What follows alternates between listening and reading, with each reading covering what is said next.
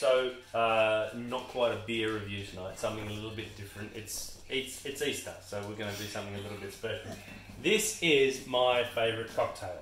And it is the actual definition of a cocktail. The original definition of a cocktail, it was like set out in like the 1920s, was spirits, sugar and bitters, and that was it. So this is an old fashioned. If you've never had an old fashioned and you don't like whiskey, don't have an old fashioned. If you do like whiskey, have an old fashioned because they are absolutely fantastic. So what you're going to need is some whiskey. The best whiskey to use for an old fashioned is actually rye whiskey. You can use bourbon, but this has a bit of a nicer sort of kick to it. So we've just got some Jim Beam Devil's Cup. You need some bitters. Ideally you'd use Angostura, like the normal Angostura bitters. I've actually got some orange bitters.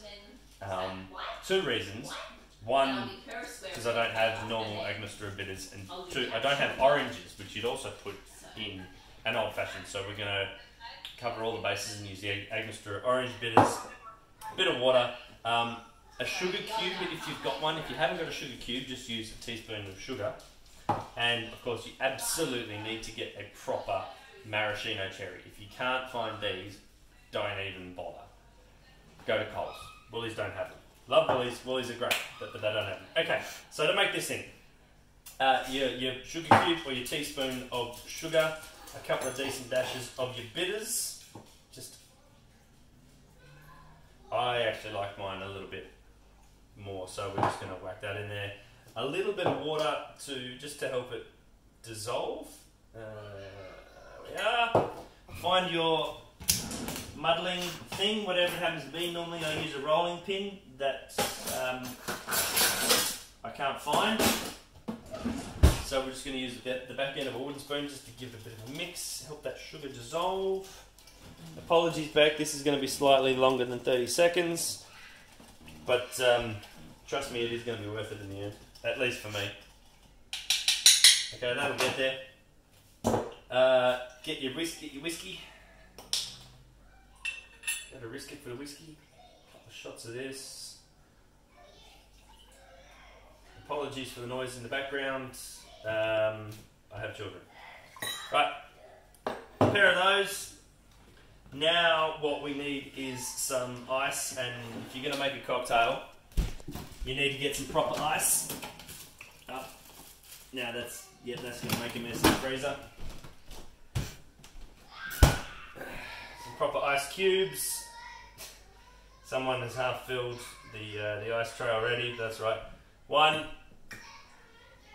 2. We're going to drink like SJ. Copious amounts of booze and ice.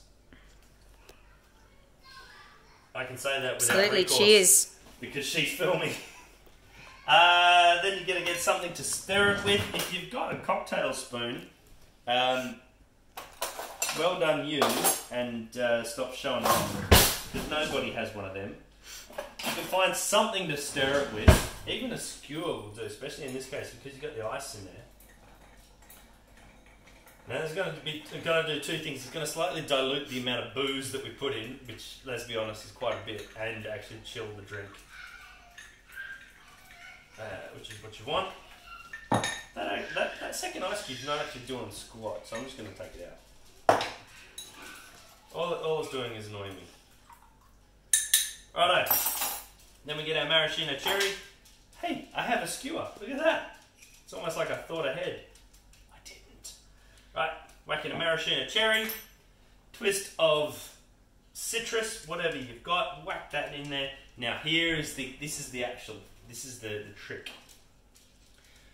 There's heaps and heaps of oil in the peel of any kind of citrus, be it lemon, lime, orange, whatever.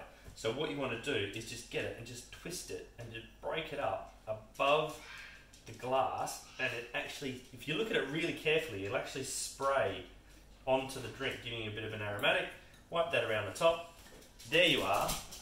My version of the old fashioned, because I haven't got Angostura bitters. God damn, that's good. Cheers, guys.